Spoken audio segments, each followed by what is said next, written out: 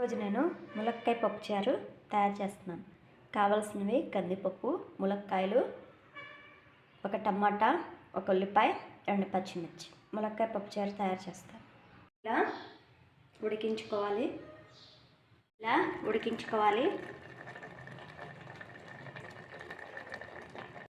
ఇలా రుబ్బుకోవాలి.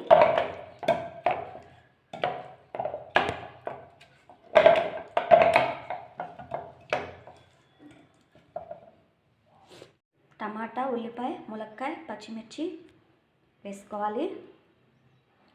దీంట్లో కొంచెం చింతపండు పులుసు పోసుకొని పులుసు ఉడికించుకోవాలి.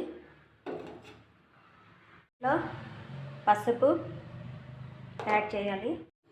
సాల్ట్ సరిపడా వేసుకోవాలి. కారం వేసి కలుపుకొని మరగబెట్టుకోవాలి. పులుసు దీంట్లో కొంచెం వాటర్ యాడ్ చేసుకోవాలి. మరిగించుకోవాలి. పులుసు బాగా కలుపుకోవాలి. పులుసు యాడ్ చేసి పప్పులో ఈ మరిగించుకున్న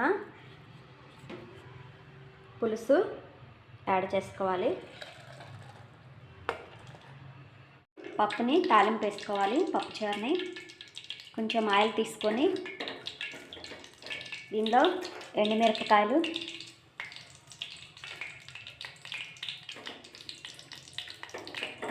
వెల్లుల్లి రెబ్బలు, కరివేపాకు, తాలింపు గింజలు వేసి వేయించుకోవాలి.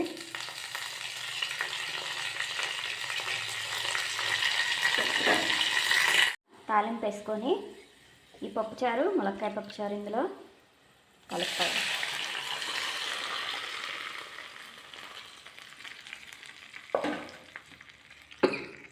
వేసుకున్న ములక్కాయ పప్పుచారుని కొంచెం ఒక 2 సెకండ్స్ స్టవ్ మీద పెట్టుకొని వేడి చేసుకోవాలి. ఇప్పుడు దీంట్లో కొత్తిమీర కాడలతో యాడ్ చేసుకోవాలి. ఇక ములక్కాయ పప్పుచారు రెడీ అయింది.